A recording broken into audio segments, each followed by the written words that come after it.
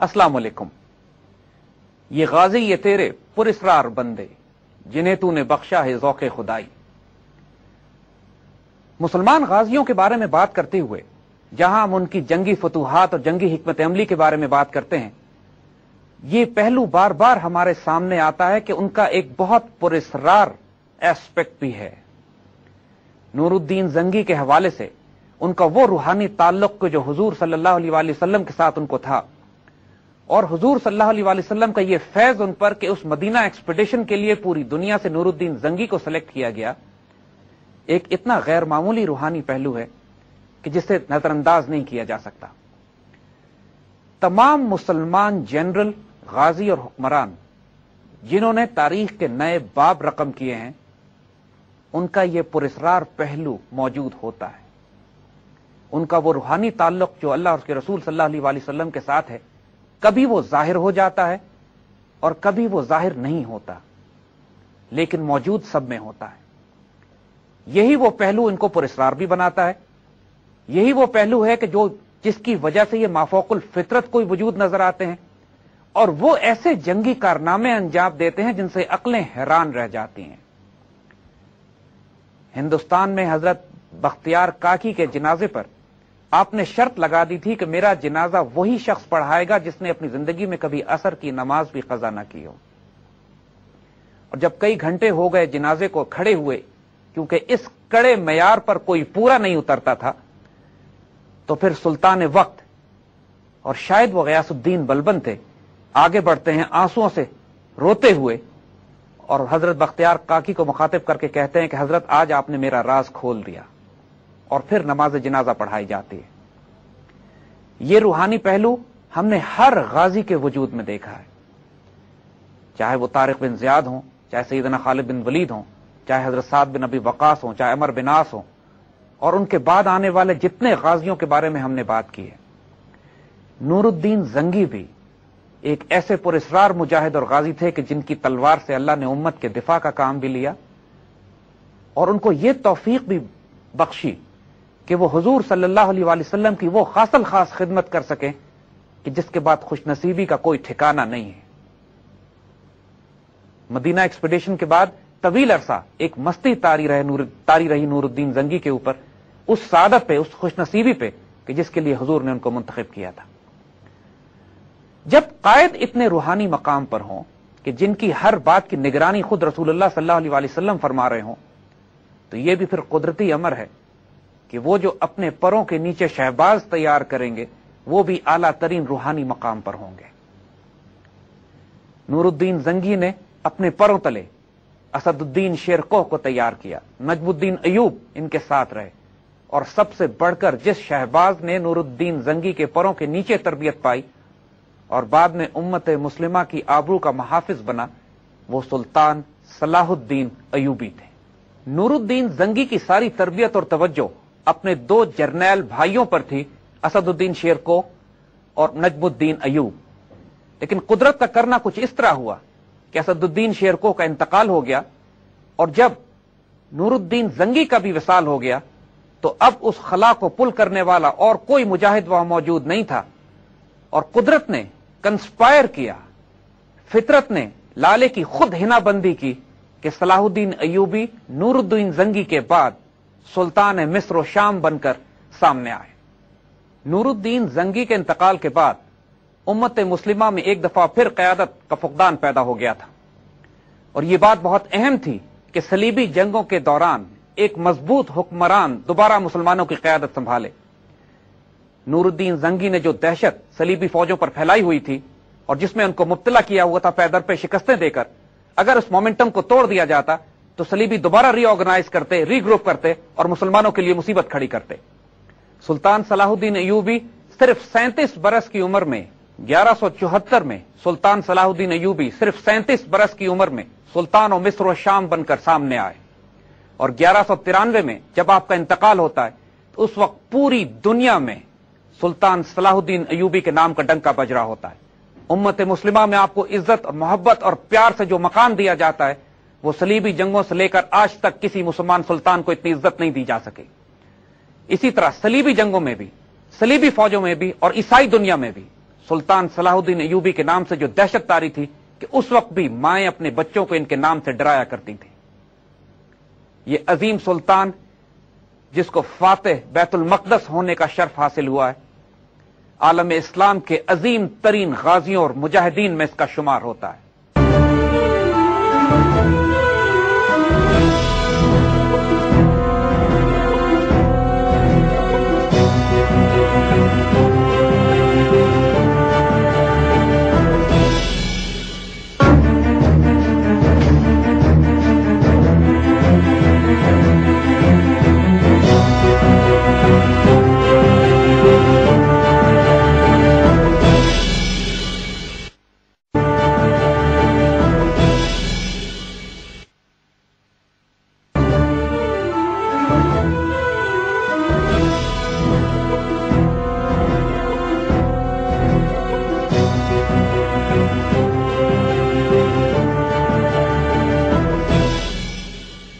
सलीबी और इनके बदतरीन दुश्मन भी सुल्तान सलाहुद्दीन अयूबी के लिए अच्छे अल्फाज इस्तेमाल करने पर मजबूर हैं। मुसलमान रोमांटिक फोकलोर में और ईसाई अदब में भी सलाहुद्दीन अयूबी को बहुत इज्जत से देखा जाता है। उसके बावजूद वो शिकस्त और वो शर्मसारी जो सलीबियों को सुल्तान के हाथ में उठानी पड़ी, अभी तक सलीबियों के दिलों में गैज़ और गज़ब की आग भड़काती रहती है। 1917 में जब फ्रेंच जनरल बैतुल मक़दस को फतह करके शाम पहुंचता है तो सुल्तान सलाहुद्दीन अयूबी की कब्र पर जाकर फातिहाना ऐलान करता है कि सलाहुद्दीन, अब हम यहां पहुंच गए हैं, हमें रोक के दिखाओ। 700 साल के बाद भी सलीबियों के दिलों में सुल्तान के खिलाफ नफरत की आग भड़क रही थी। जब सुल्तान सलाहुद्दीन अयूबी का इंतकाल होता है तो इनका घोड़ा, इनका झंडा और चंद दिरहम जो इनके तरके में निकलते हैं वो बगदाद की खिलाफत के पास रवाना किए जाते हैं। पूरी उम्मत मुस्लिमा में सफ मातम बुझ जाती है। एक लिखने वाले ने तो यह तक लिख दिया कि खुलफाए राशिदीन के बाद उम्मत मुस्लिमा पर पड़ने वाली सबसे बड़ी मुसीबत सुल्तान सलाहुद्दीन अयूबी का इंतकाल था। सलाहुद्दीन अयूबी की जंगी मुहिम्मात का उरूज बैतुल मक़दस शरीफ की फतह थी। 1187 में जब मुसलमानों ने 90 साल के बाद दोबारा बैतुल मक़दस शरीफ को फतह किया तो यह भी एक अल्लाह की तरफ से एक रूहानी इशारा था कि उस दिन 27 रजब का दिन था। ये वो दिन कि जब हुजूर सल्लल्लाहु अलैहि वसल्लम बैतुल मक़दस शरीफ से मस्जिद अक़सा से वाक़या मिराज पर तशरीफ ले गए थे। वाक़या मिराज के दिन बैतुल मक़दस की दोबारा फतह अल्लाह की रूहानी ताईद और सुल्तान सलाहुद्दीन अयूबी पर अल्लाह के फजल की बहुत बड़ी निशानी है। जिस जमाने में सुल्तान सलाहुद्दीन अयूबी शाम में फतूहात कर रहे थे उस वक्त मुस्लिम दुनिया में उनके पाए का कोई भी हुक्मरान मौजूद नहीं था। जिस दौर में सलाहुद्दीन अयूबी शाम और फलस्तीन में फतूहात में लगे हुए थे उस दौर में उम्मत मुस्लिमा में कोई मुसलमान जनरल और कायद इनके पाए का नहीं था। सुल्तान सलाहुद्दीन अयूबी शहाबुद्दीन गौरी के हम असर हैं और इसी दौर में शहाबुद्दीन गौरी हिंद की तरफ फतूहात कर रहे थे। ये कुर्द बच्चा, ये कुर्द सुल्तान आज भी पूरी दुनिया में जिस कदर मुअज़्ज़ज़ है, बाइज्जत है और मुसलमान शराफत का पैकर है, इसकी मिसाल तारीख इस्लाम में किसी और मुसलमान जनरल और सिपा सालार में नहीं मिलती। आज भी जब बैतुल मक़दस शरीफ अपने किसी सलाहुद्दीन की मुंतज़िर है तो फलस्तीनी बच्चे इसराइलियों की आंखों में आंखें डालकर अपना ये तराना पढ़ते हैं कि नहनु अबनाउल मुस्लिमीन कुल्लुन सलाहुद्दीन, हम मुसलमानों के बेटे हैं, हम में हर शख्स सलाहुद्दीन अयूबी है।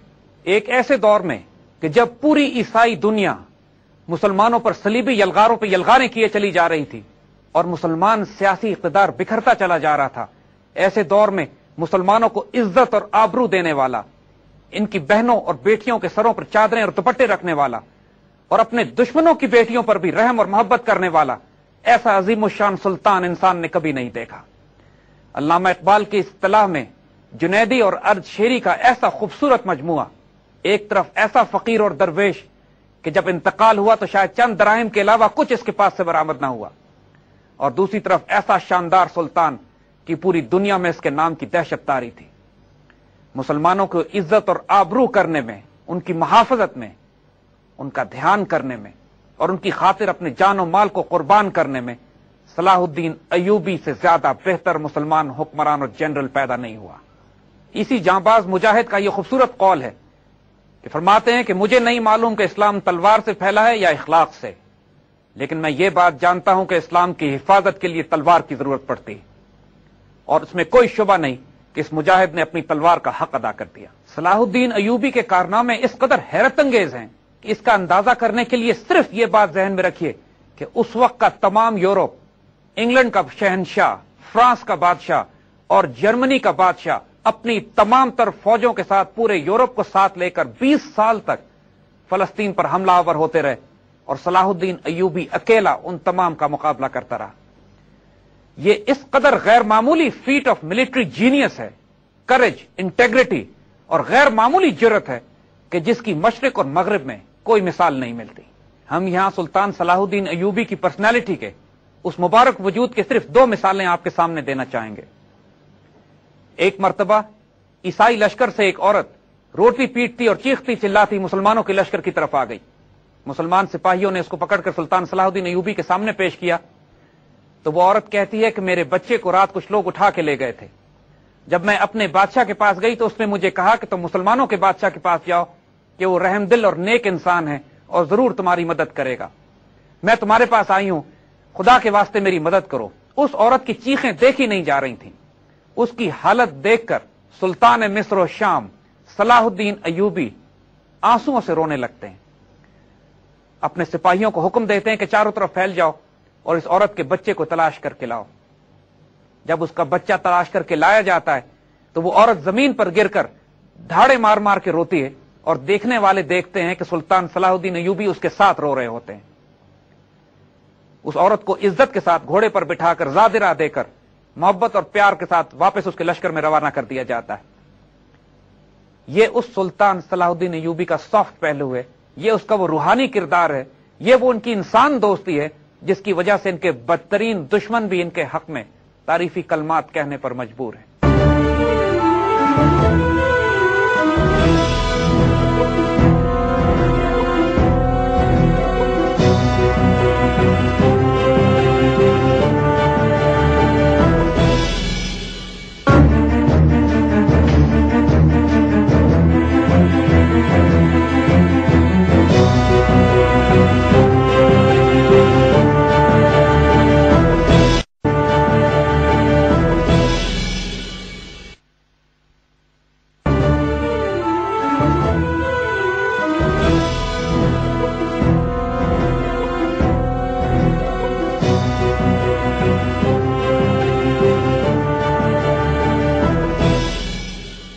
आइए अब आपको सुल्तान की दीनी गैरत, हमियत और हजूर सल्लल्लाहु अलैहि वसल्लम से इश्क की एक वाकया सुनाते चलें।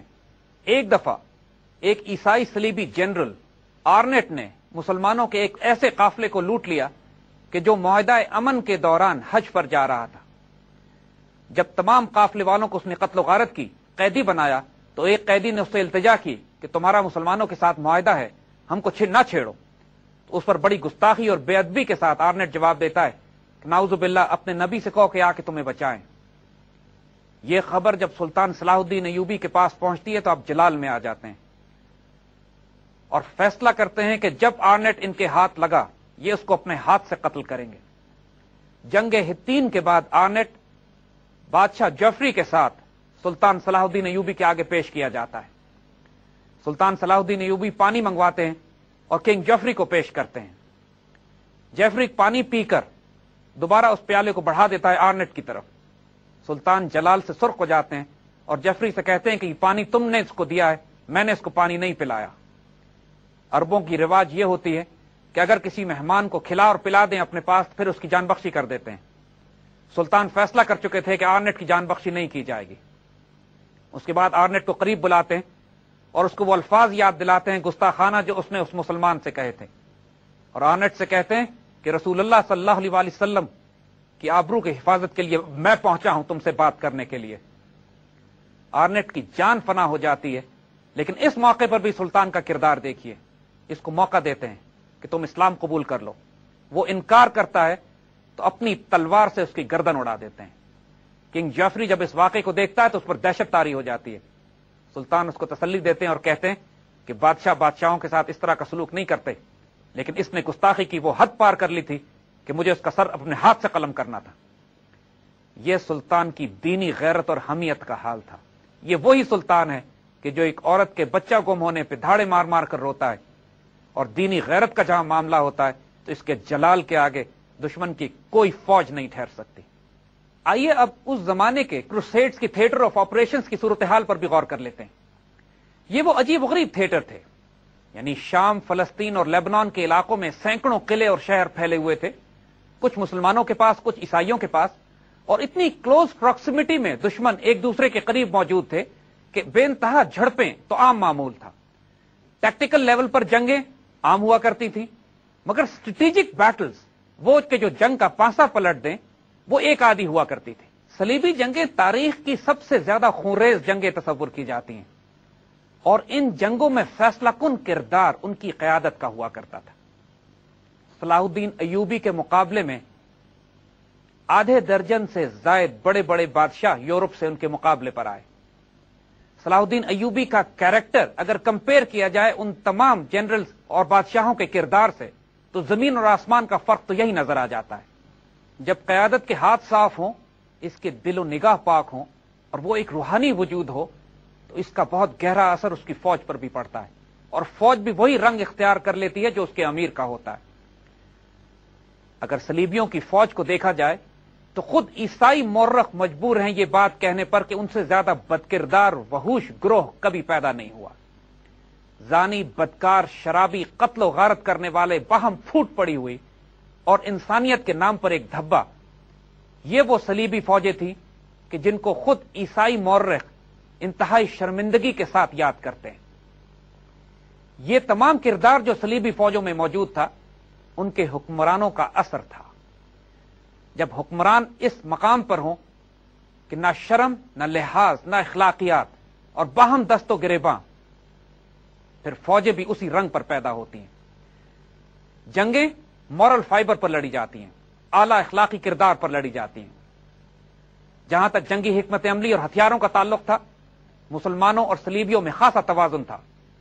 مسلمان اس وقت کوئی کمزور مملکت نہیں تھے، تمام مملکت اسلامیہ سے مجاہدین بھی پہنچ رہے تھے جہاد کے لیے، ہتھیار اور اسلحہ بھی موجود تھا، اور پورا یورپ بھی اپنی تمام تر توانائی اور وسائل لے کر ان جنگوں پر آیا تھا۔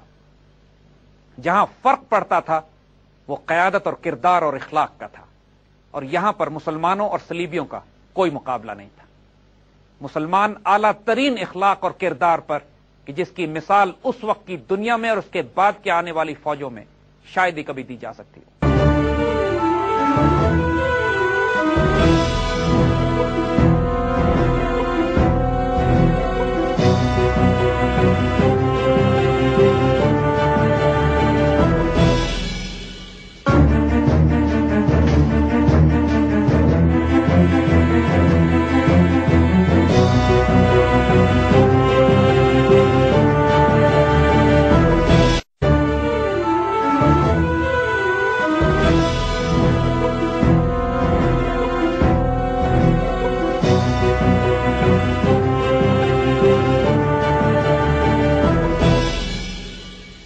روحانی اور اخلاقی طور پر اپنے دشمنوں کو واضح شکست دینے کے بعد سلطان نے جو جنگی حکمت عملی ڈپلوائے کی وہ بھی انتہائی غیر معمولی تھی۔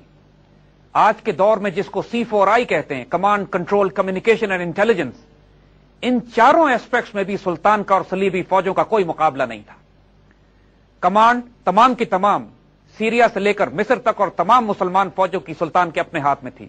عرب، ترک، عربی، اجمی، تمام مسلمان دستے افریقہ سے لے کر آرمینیا تک اور ماوراء النہر سے لے کر یمن تک مسلمان دستے سلطان صلاح الدین ایوبی کی ایک کمانڈ پر تھے، اور ان سے شدید محبت کرتے تھے، اور ان کے ایک اشارے پر اپنی جان قربان کرنے پر تیار تھے۔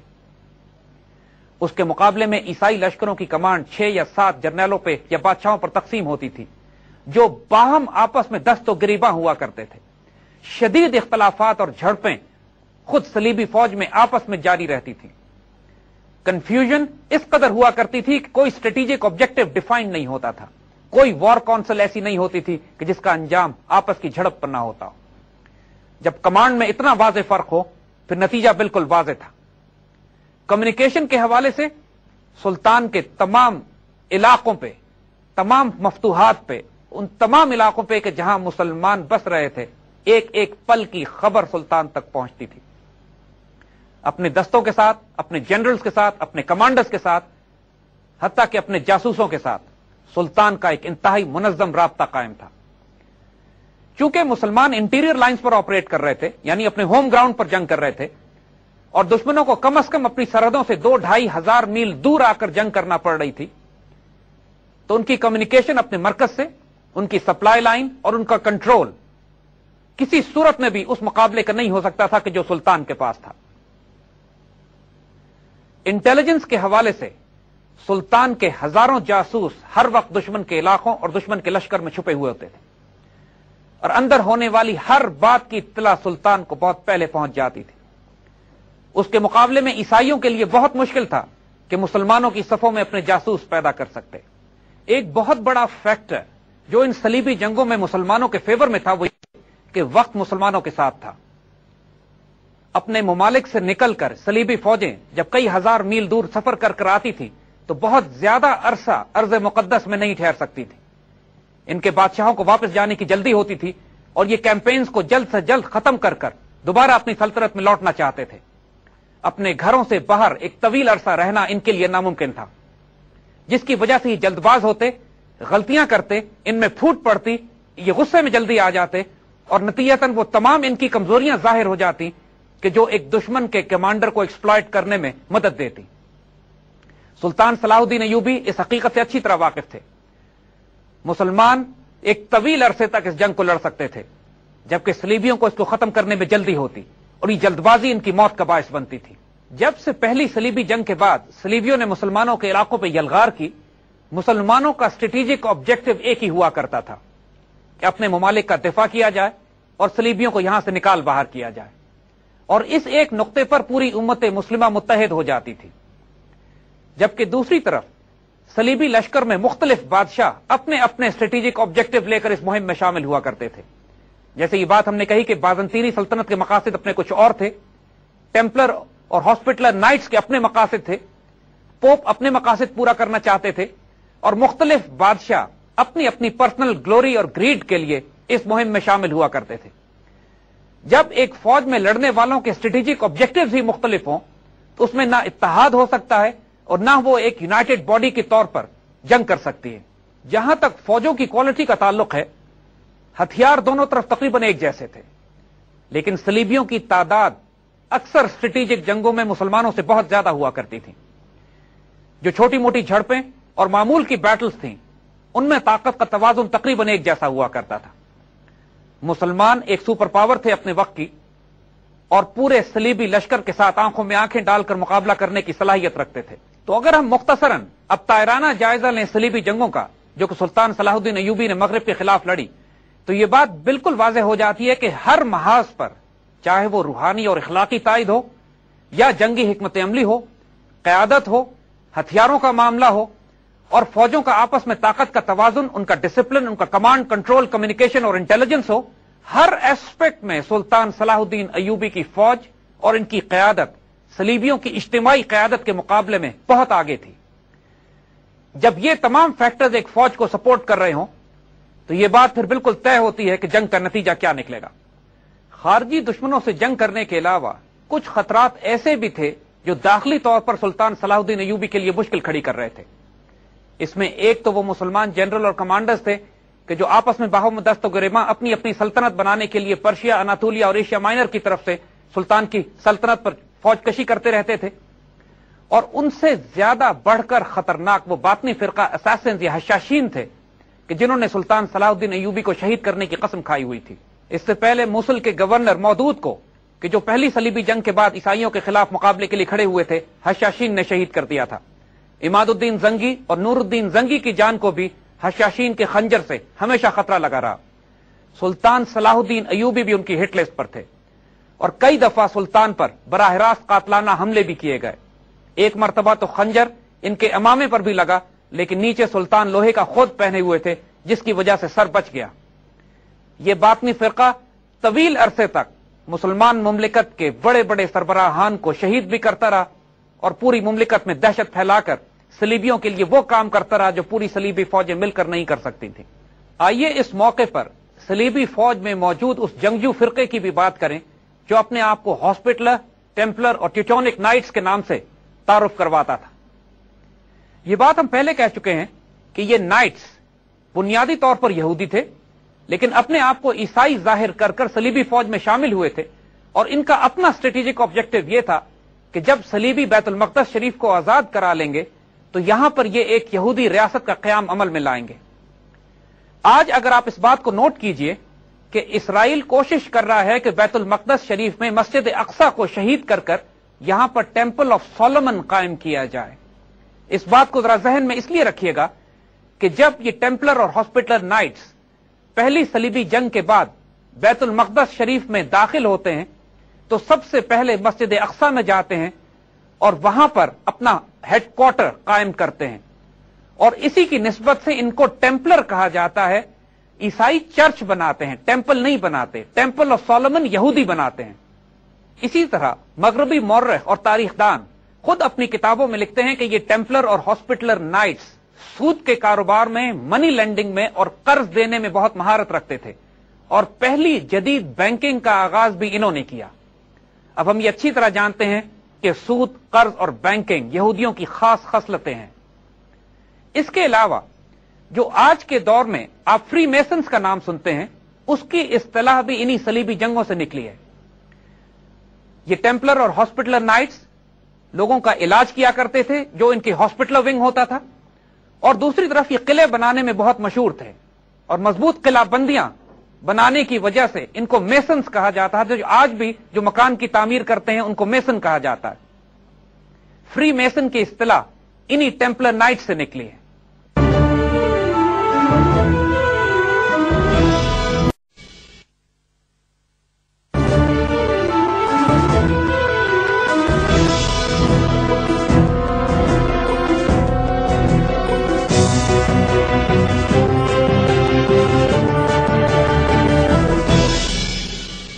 और टेम्पलर और हॉस्पिटलर नाइट्स के बारे में यह बात हम अपनी तरफ से नहीं कह रहे।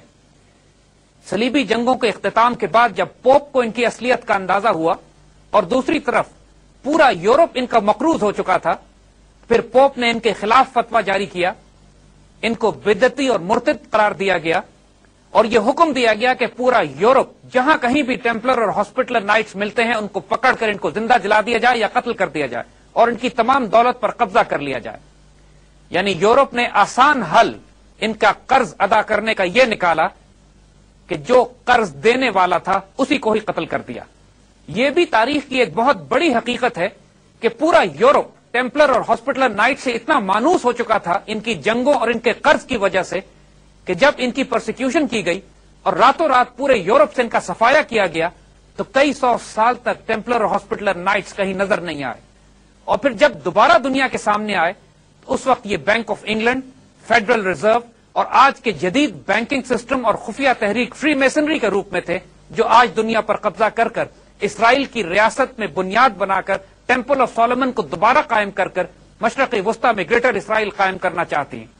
वही ख्वाहिशात जो पहली, दूसरी, तीसरी और चौथी सलीबी जंगों में इन्होंने सलीबी दुनिया को इस्तेमाल कर कर मुसलमानों के खिलाफ जंग मुसल्लत करके हासिल करने की कोशिश की। इस तमाम तारीखी पसमंजर के बाद आइए अब उन चंद बड़ी बड़ी जंगों की भी बात करते हैं जो सुल्तान सलाहुद्दीन अय्यूबी ने लड़ी। जंगें तो आपने सैकड़ों की तादाद में लड़ी, लेकिन वो जंगें कि जो टैक्टिकल और स्ट्रेटेजिक लेवल से बहुत ज्यादा अहम है, हम उन पर बात करेंगे। सुल्तान की जंगी हिकमत अमली बैतुल मक़दस शरीफ को फतह करने से पहले यह थी कि आसपास के तमाम इलाकों के किलों को फतह कर दिया जाए और वो सप्लाई लाइन तोड़ दी जाए कि जो बैतुल मक़दस शरीफ के अंदर सलीबियों को पहुंच रही थी। इसके लिए सुल्तान ने एक इंतहाई तेज छापामार मुहिम पूरे फलस्तीन के इलाके में जारी रखी हुई थी, और वो हर उस बात पर निगाह रखते थे कि जहां सलीबी कोई नया किला बनाने की कोशिश करें कि सुल्तान की सप्लाई लाइन को काटा जा सके। बैतुल मक़दस शरीफ से तकरीबन 50 किलोमीटर शुमाल में जैकब्स फोर्ड के मकाम पर एक जगह स्ट्रेटेजिकली बहुत अहम थी कि जहां से वो रास्ता निकलता था जो बैतुल मक़दस शरीफ का दिफा करता था और दमिश्क की तरफ भी पेशकदमी करने में आसानी रहती। दमिश्क चूंकि सुल्तान सलाहुद्दीन अय्यूबी का मरकज था, लिहाजा जैकब फोर्ट पर जब सलीबियों ने किला बनाने की कोशिश की तो सुल्तान हरकत में आ गए। जैकब फोर्ट के किले में तकरीबन 1500 के करीब नाइट्स, मेसन्स और वो तमाम इंजीनियर जो उस किले की तामीर पर मुतय्यन थे, मसरूफ कार थे। سلطان نے جب پیش قدمی شروع کی قلعے کی طرف تو ساتھ ساتھ عیسائی فوجوں نے بھی دوسرے علاقوں سے اس قلعے کی حفاظت کے لیے اپنی پیش قدمی کی۔ اب ایک ریس تھی، جو قلعے پر پہلے پہنچ جاتا وہ اس کو فتح کر لیتا، کیونکہ قلعہ ابھی مکمل نہیں ہوا تھا۔ سلطان صلیبی فوج سے پہلے پہنچے اور 6 دن کی جھڑپ کے بعد پورے قلعے کو فتح کر لیا گیا۔ سلطان کے حکم پر تمام نائٹس کو قتل کر دیا گیا اور ان کی لاشیں ایک کنویں میں پھینک دی گئیں۔ جیکب فورٹ کے قلعے کے فتح کے بعد اب شمال سے بیت المقدس شریف کے لیے سلطان کی پیش قدمی کا راستہ کھل چکا تھا، لیکن صلیبی فوجوں کو سمندر کے راستے مسلسل امداد اور کمک پہنچ رہی تھی۔ 1180 میں سلطان نے اپنا بحری بیڑا تیار کیا اور بیروت کے قلعے پر حملہ کیا، اور اب پہلی مرتبہ صلیبیوں کو یہ احساس ہوا کہ سمندر کے راستے بھی ان کو سلطان کے خلاف اپنی جنگ لڑنی پڑے گی۔ لیکن ابھی بھی حتمی طور پر صلیبیوں کو شکست نہیں ہوئی تھی۔ سلطان یہ چاہتے تھے کہ صلیبی فوج کو کھلے میدان میں دعوت دی جائے اور کھلے میدان میں ان کو بری طرح شکست دینے کے بعد بیت المقدس شریف کی طرف پیش قدمی کی جائے۔ سلطان کی یہ خواہش بھی جلد پوری ہوئی اور ایک بہت بڑا لشکر سلطان کے مقابلے کے لیے باہر نکلا۔ تاریخ میں یہ ایک فیصلہ کن جنگ تصور کی جاتی ہے اور وہ سب سے بڑی جنگ ہے جو سلطان نے فلسطین کے علاقے میں لڑی، اور اس کے نتیجے میں تاریخ کا دھارا تبدیل ہو گیا۔ 1187 میں لڑی جانے والی اس جنگ کو تاریخ جنگ ہتین کے نام سے یاد کرتی ہے۔ یہ وہ جنگ ہے کہ جس کے بعد فیصلہ کن طور پر صلیبی لشکر کو کچل دیا گیا اور تمام بڑے بڑے صلیبی بادشاہ سلطان کے قبضے میں آ گئے اور بیت المقدس شریف کا راستہ مسلمانوں کے لیے کھل گیا۔ یہی وہ آرنٹ تھا جس کو اپنے ہاتھ سے قتل کرنے کی قسم سلطان صلاح الدین ایوبی نے کھائی تھی، اور یہی وہ جنگ ہتین تھی جس کے بعد صلیبیوں کو عبرتناک شکست ہوتی ہے اور یہ آرنٹ سلطان کے قبضے میں آ جاتا ہے۔ ہتین کی لڑائی صلیبی جنگوں کی شاندار ترین فتح تصور کی جاتی ہے اور عیسائیوں اور صلیبیوں کے لیے بدترین شکست۔ کئی 100 سال گزرنے کے باوجود بھی صلیبی ذہن اور فکر ہتین کی شکست اور ذلت کو اپنے ذہن سے نہیں نکال سکی، اور یہ جنگ سلطان کے ملٹری جینیس ہونے کی ایک شاندار مثال ہے۔ ہتین کی جنگ، بیت المقدس کی فتح اور اس کے بعد آنے والے واقعات پر انشاءاللہ آئندہ بات کریں۔